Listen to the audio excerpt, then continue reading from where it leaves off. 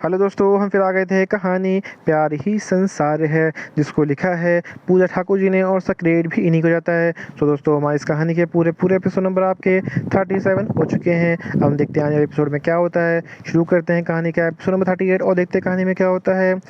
Raichand mention. जब तक माहिर वापस रायचंद मेंशन आया तब तक काफ़ी देर हो चुकी थी और रोली अब तक सो भी चुकी थी। रोली को सोता हुआ देख माहिर शांति से बिना किसी शोर से अपना सारे काम करता है और वहीं रोली के बगल में लेट जाता है। रोली सोता हुआ देखकर माहिर उसके होठों पे हल्की सी किस करता है।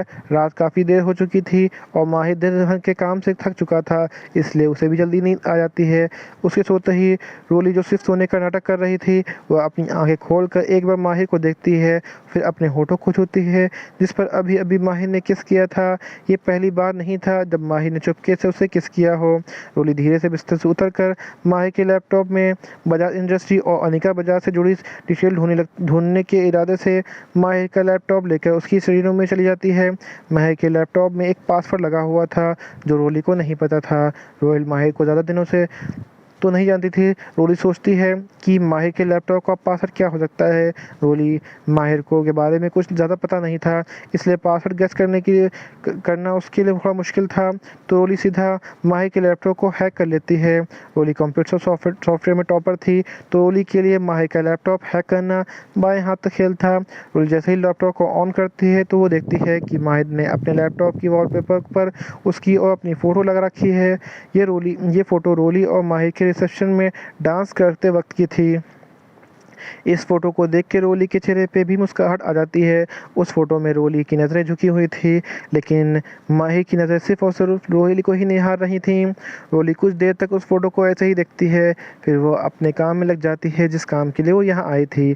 माहिर के लैपटॉप में बजाज कंपनी के से रिलेटेड सारी इन्फॉर्मेशन थी, क्योंकि बजाज कॉरपोरेशन अक्सर रायचंद कॉरपोरेशन के साथ बिजनेस डील करता रहता था, इसलिए बजाज कंपनी की डिटेल माहिर के लैपटॉप से मिलना कोई बड़ी बात नहीं थी। रोली बजाज कॉरपोरेशन की कंपनी की ब्रांच कहाँ कहाँ है वो सब ढूंढने लगी। वैसे ये काम वो ऑफिसर धीरे से पहले ही करवा रही था। वैसे ये काम वो ऑफिसर धीरे से पहले ही करवा रही थी, लेकिन वह जानती थी कि जो डिटेल उसे माहिर के पास मिलेगी वो शायद ऑफिसर धीरे भी ना ढूंढ पाए, इसलिए रोली माहिर के वापस आने का इंतज़ार कर रही थी। आज सुबह काफ़ी देर हो चुकी थी पर रोली अभी तक सो रही थी। जब माहिर की आँख खुली उसने देखा कि रोली बहुत गहरी नींद में सोई हुई है, जिसका फ़ायदा माहिर ने उठाया। ऐसे तो हो ही ना सके। पहले तो माहिर बहुत प्यार से रोली को निहारता है और फिर माहिर धीरे से आगे बढ़कर रोली के माथे पे किस करता है, उसके गालों पे। और माहिर अपने इन दोनों से काफ़ी खुश था। माहिर थोड़ी देर बेड पर ऐसे ही रखता है, लेकिन उसे ऑफिस भी जाना था। माहिर ऑफिस के लिए लेट हो रहा था और आज उसके इन लॉज भी वापस इंदौर जाने वाले थे, इसलिए मन मार के माहिर बिस्तर से खड़ा होता है। लेकिन तैयार होने से के लिए जाने से पहले माहिर जो जल्दी से रोली के होठों पे एक किस कर देता है और तुरंत बाथरूम भाग जाता है। लेकिन इस बार रोली की आंख नहीं खुली थी। आज वो वाकई गहरी नींद में सोई हुई थी, इसलिए उसे माहिर की इस करतूत के बारे में पता नहीं चलता। माही जब तक बाथरूम में तैयार होकर निकलता है, रोली की भी आंख खुल गई थी। रोली पहले माही को देखती है और फिर टाइम जैसे ही उसकी नज़र घड़ी पड़ती है वो चिल्लाकर बेड से खड़ी हो जाती है। ये क्या, मैं इतनी देर कैसे सो सकती हूँ और आपने मुझे उठाया भी नहीं। आपको पता है ना, आज मेरे मम्मी पापा और बुआ सब इंदौर वापस जाने वाले हैं, तो भी आपने मुझे पहले क्यों नहीं उठाया। रोली थोड़े गुस्से में माही से पूछती है। माही मुस्कुरा कर जवाब देता है, तुम इतनी गहरी नींद में सो रही थी कि तुम्हें कोई होश ही नहीं था। मैंने तो उठाया था पर तुम ही नहीं उठी। माही झूठ बोल रहा था, ये रोली भी जानती है, क्योंकि चाहे रोली कितनी भी गहरी नींद में क्यों ना हो, उसकी नींद खुल जाती है। लेकिन रोली माही से बात करने में अपना टाइम वेस्ट नहीं करना चाहती थी। वो झट से बाथरूम में रेडी होने चली गई। रोली जब तक तैयार होकर नीचे आती तब तो सब पहले से ही नीचे हॉल में बैठे हुए थे। उसके मम्मी पापा और बुआ जाने से तैयारी कर चुके थे। रोली उनके पास जाके उनके गले मिलती है और कहती है, मम्मी पापा थोड़े दिन और रुक जाओ ना। रोली की ये बात सुनकर रचना जी भी कहती हैं, रोली बेटा बिल्कुल सही कह रही है, अच्छा होता कुछ दिन और आप लोग रुक जाते। जिज्ञासा जैसा देवी माफ़ कीजिएगा रचना जी, लेकिन हमें यहाँ भी सब देखना है, हमें वहाँ भी सब देखना है और अब बच्चे भी तो यहीं हैं आपके पास। हम जानते हैं आप इनका बहुत अच्छे से ध्यान रखेंगी। रचना जी मुस्कुराती हैं। जी बिल्कुल, आप चिंता मत कीजिए, मैं आपके तीनों बच्चों को अच्छे से ध्यान रखूँगी। जय पीछे से बोलता है, मुझे नीचे आने में इतना लेट क्यों हो गया, तुझे नीचे आने में इतना लेट क्यों हो गया, अब तक सो रही थी ना कुंभकर्ण कहीं की। रोली, जय तू चुप कर, बड़ा आया मुझे कुंभकर्ण कहने वाला, खुद कितना सोता है। वो तो मैं रात को देर सोई थी इसलिए इससे पहले रोली कुछ और बोलती है, उसे ध्यान आता है कि वो क्या बोल रही है। रोली तुरंत चुप हो जाती है। रोली को चुप देख के सबको लगता है कि रात में रोली माहिर की वजह से लेट सोई थी, इसलिए सब लोग माहिर को देख मुस्कुराने लग जाते हैं।